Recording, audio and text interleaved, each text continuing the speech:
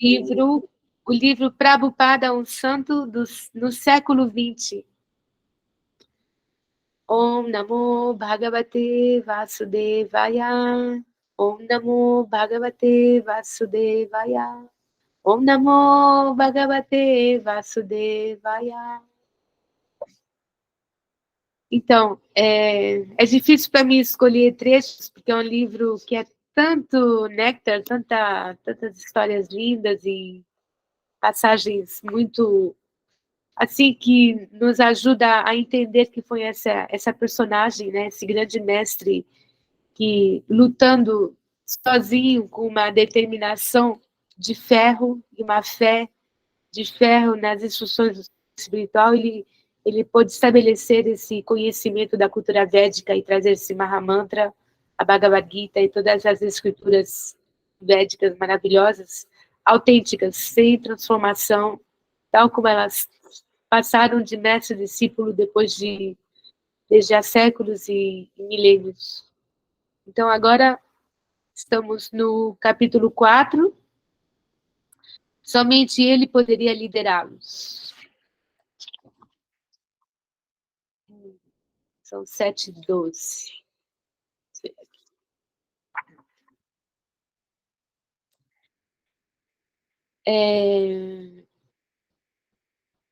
Então, Swamiji ele estava vivendo em Nova York, onde ele abriu o seu primeiro templo, e ele foi convidado para São Francisco, na Califórnia. São Francisco, para quem sabe, era a capital dos hippies, é lá onde começou o movimento hippie. Então, na época tinha grandes festivais, né, com centenas, milhares de hippies cantando rock and roll e, né, todos esses cantores famosos. Então, naquela noite, aí ele foi entrevistado por um jornalista. Naquela noite, na televisão, o noticiário das 11 horas fez uma cobertura da chegada do Swamiji. E no dia seguinte, ela apareceu nos jornais. A história do Examiner saiu na segunda página. O Swami convida os hippies. Juntamente com uma foto do templo, que eles tinham aberto um pequeno templo em São Francisco, repleto de seguidores, e algumas fotos do Swamiji. O maior jornal de São Francisco, o Chronicle, publicou um artigo, Swami na Hippilândia. Homem santo abre templo em São Francisco. O artigo começava assim: um homem santo da Índia, descrito por seu amigo e poeta da vanguarda, Allen Ginsberg, como um dos mais conservadores líderes de sua fé, iniciou uma espécie de encontro evangélico ontem no coração do paraíso hippie de São Francisco, o bairro de Hayden. O Swamiji objetou ao fato de ser chamado de conservador e ficou indignado. Conservador, por que isso? E sugeriu Mukunda, um dos seus discípulos, disse: é a respeito do sexo e das drogas. Em outra circunstância, então, vou descrever um pouquinho como ele passava as suas noites. Ele já tinha mais de 70 anos e ele só ficou 10 anos no planeta, né, depois de que ele começou a missão no Ocidente. Então, ele tinha uma vida muito intensa. Bhaktivedanta Swami levantou-se da cama e acendeu a luz. Era 1 da madrugada. Ele deitava, 9 ou 10 da noite. Ele só dormia 2, 3 horas por noite. Embora o alarme não fosse soado e ninguém viera despertá-lo, ele levantou-se por si mesmo. O apartamento estava frio e silencioso. Envolvendo seus ombros com seu chadar. Chadar é como eu estou usando. Tá, a luz do quarto, sim. Sentou-se silenciosamente diante de sua escrivaninha improvisada. Em profunda meditação, cantou o mantra Hare Krishna em suas pontas. Após cantar durante 1 hora, Bhaktivedanta Swami voltou-se para seus escritos. Embora já fizesse 2 anos que publicaram o livro, o terceiro e último volume do primeiro canto do Srimad Bhagavatam, aquele que a gente lê nos sábados, Ele vinha trabalhando diariamente, às vezes em suas traduções e comentários do segundo canto, mas principalmente no Bhagavad Gita, é isso que a gente lê aqui, nas Gotas Védicas. Na década de 40, na Índia, traduzira e comentara todo o Bhagavad Gita, mas sua única cópia desaparecera misteriosamente. Então, em 1965, após alguns meses nos Estados Unidos, recomeçaram o trabalho, iniciando com a introdução que ele havia escrito em seu quarto na Rua 72, em Nova York. Agora, milhares de páginas manuscritas enchiam seu baú, completando o seu Bhagavad Gita.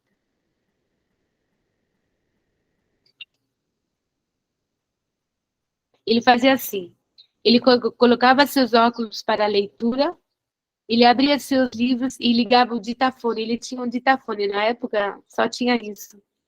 Ele dava os textos em bengali e em escrito.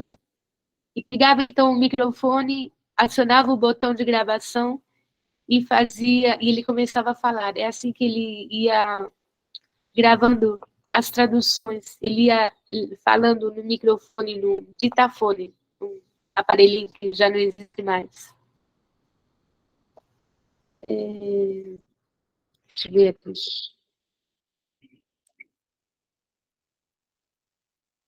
Eles organizaram um grande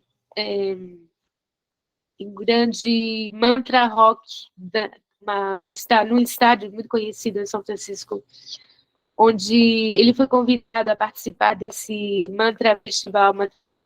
festival de rock, chamaram de Mantra Rock. Tinha nesse lugar alguns dos seus discípulos não concordavam, diziam que não era adequado para um seu mestre espiritual que fosse esse tipo de lugar onde haviam guitarras elétricas, baterias barulhentas, selvagens, centenas de hippies drogados. Como se poderia ouvir sua mensagem pura em semelhante lugar? Então, eles não estavam de acordo, mas sua medida, ele concordou em ir nesse festival muito famoso que aconteceu em São Francisco. Então, na noite do... Eu vou só resumir, tá? Ele foi para esse festival. Era uma grande sala. Na noite do Mantra Rock Dance, as pessoas enfileiraram-se por toda a extensão da rua, fazendo a volta no quarteirão, esperando pelos bilhetes, a $2,50 cada. A frequência seria boa, e a maioria das estrelas locais estava chegando. O pioneiro do LSD, Timothy Leary, chegou e recebeu um assento especial no palco. Eu só vou pular aqui, porque... Então, é assim, eles cantaram durante toda a noite o mantra, e foi incrível. Cantamos Hare Krishna a noite inteira, foi absolutamente fantástico, disse Allen Ginsberg, foi o testemunho, o depoimento. Foi um fenômeno. Foi a culminância do entusiasmo espiritual do rei Rajburi. Foi a primeira vez que houve uma cena musical em São Francisco na qual todos podiam entrar e participar. Todos podiam dançar e não apenas escutar outras pessoas cantar e dançar. Então, Swami Prabhupada, ele cantava e as pessoas respondiam, e a noite toda, e eles começaram a dançar com instrumentos, foi maravilhoso. Depois, em outro momento, aqui é bem interessante, ele diz assim, porque ele foi como um pai, né? Ele educou, ele foi um guru, um mestre espiritual que ensinou a gente do zero, ensinou eles a cantarem, a tomarem banho, a cozinharem comida vegetariana, que era baseada no Ayurveda, né, a cozinha que ele fazia, que ele comia, a cantar, a tocar instrumentos, a ler o sânscrito, tudo, né, foi dos seus filhinhos. Os kirtanas matinais e noturnos já haviam feito o templo Radha Krishna popular no rei Rajpuri. Porém, quando os devotos passaram a servir almoço grátis diariamente, o templo tornou-se parte integrante da comunidade. O Swamiji disse a seus discípulos que simplesmente cozinhassem e distribuíssem prashada. Prashada é a comida abençoada, se dá o nome de Prashada, quando ela depois foi oferecida a Krishna. Esta seria a única atividade deles durante o dia. De manhã, cozinhariam e à tarde alimentariam a todos que viessem. Às vezes, 150 a 200 hippies das ruas do rei Tajburi vinham tomar prachada no templo. Então, Malati saía, que era uma devota, fazia compras e eles obtinham muitas doações, farinha de grão de bico, farinha integral, de trigo integral, ervilha, arroz, todos os legumes, batatas, cenouras, etc. Eles faziam purês de batata temperados, chapates amanteigados, dal de ervilha, preparações de legumes para 200 pessoas. O programa de almoço era possível porque muitos comerciantes faziam questão de ajudar com suas doações uma causa que merecia o seu reconhecimento, alimentar os hippies. Eles tinham essa consciência lá nos Estados Unidos, né? Deixa eu só ler mais um. Nossa, tanta coisa aqui. Ele, então, numa outra ocasião, onde ele cantava numa assembleia o canto do Mahamantra, depois de uma hora de canto, o Swamiji parou o Kirtana e dirigiu-se à multidão. Hare Krishna, Krishna Krishna, Hare Hare, Hare Rama, Rama Rama, Hare Hare. Esta é uma vibração sonora e deve-se entender que esta vibração sonora é transcendental. Como é uma vibração transcendental, consequentemente está relacionada com todos, mesmo com quem não compreende a linguagem do som. Esta é a sua beleza. Até as crianças reagem a ele.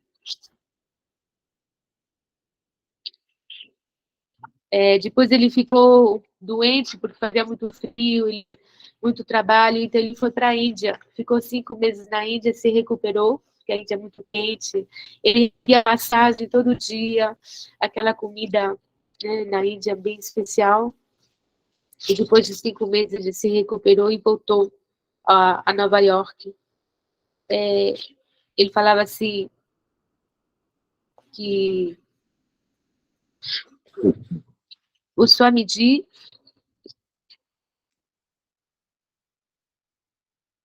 ele dizia assim, o Mantra Hare Krishna é como um grande canhão.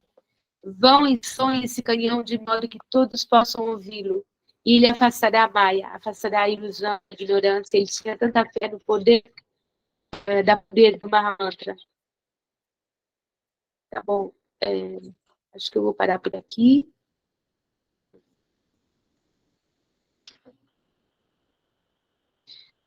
A última coisa, então, quando ele voltou para Nova York, no aeroporto, ele caminhou em direção às portas de vidro. Ele chegou, né, no aeroporto de Nova York. Os devotos começaram a cantar loucamente, com os tambores, né, os instrumentos indianos. Enquanto ele caminhava através da porta, um devoto tocou um búzio e ressoou alto por todo o salão. Os devotos enguirlandaram-no e todos se comprimiram, entregando-lhe flores. Ele entrou no meio deles como um pai amado entra e retribuiu os abraços de seus queridos filhos. Então eu vou parar por aqui. E desculpe, tem muita gente que saiu, mas agora vamos fazer a luz do parto. Tá, querida Kátia, você pode fazer a luz do parto?